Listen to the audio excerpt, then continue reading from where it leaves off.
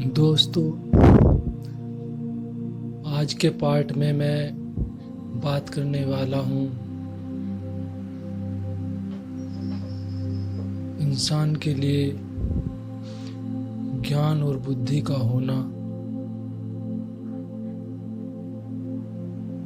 परमात्मा ने क्यों संभव किया। दोस्तों, जैसे कि परमात्मा ने हर प्रकार के जीव बनाए हैं, मनुष्य को बनाया, पशु पक्षियों को बनाया, हर प्रकार के जीव बनाए हैं, लेकिन उनमें मनुष्य मानव को अति श्रेष्ठ बनाया, क्योंकि यह मानव जाति इस संसार में बहुत ज़्यादा कर्मशील है। यह मानव का कर्म परमात्मा ने अधिक बनाया, क्योंकि मनुष्य को बुद्धि और विवेक अधिक प्रदान किया। इंसान को अपने जीवन में बुद्धि और विवेक के साथ आगे बढ़ते रहना चाहिए और अपनी बुद्धि की से काम लेते हुए जीवन यापन करना चाहिए। जो मानव अपने जीवन में अपने विवेक और बुद्धि का इस्तेमाल नहीं करते, वह घोर नरक की ओर अग्रसर हो जाते हैं। अपने जीवन में उचित कार्य करके और अपने बुद्धि विवेक से काम लेकर अपने जीवन को आगे बढ़ाना चाहिए। दोस्तों, हमारे जीवन में हमें अपने सत्कर्म और अच्छे विचार और अच्छे कर्म की एक नींव रखकर उस पर आगे चलना चाहिए। परमात्मा हमसे एक अच्छे कर्म की उम्मीद करते हैं। वह सोचते हैं कि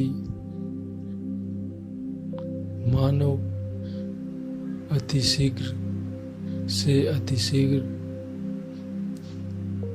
मेरे बारे में ज़्यादा से ज़्यादा जानकारी हासिल करें, लेकिन परमात्मा की जानकारी विवेक तथा बुद्धि के निरंतर प्रहार से परमात्मा की जानकारी जीव को परमात्मा प्रदान कराते हैं।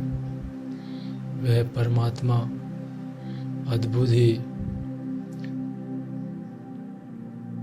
अपने सभी जीवों को अपने से मिलन करने के लिए उत्सुक रहते हैं।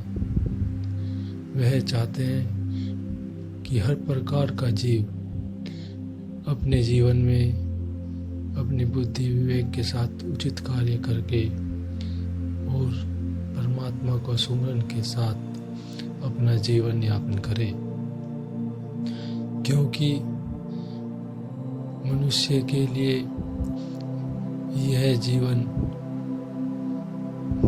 बहुत ही अच्छा माना जाता है और जीव इस दुनिया में भोगने के लिए होते हैं, जिसमें मानव कर्मशील है, प्राणी है।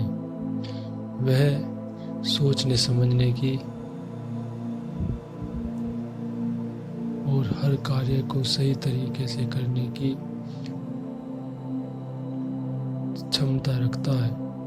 दोस्तों, इस वजह से हमें परमात्मा को हमेशा याद रखना चाहिए और परमात्मा को याद करते हुए हमें कभी परमात्मा को नहीं भूलना चाहिए परमात्मा को याद करते हुए अपने कर्म सत्कर्म को करना चाहिए, जिससे कि हमारा परलोक भी सुधर जाए, हमारी परम गति हो जाए।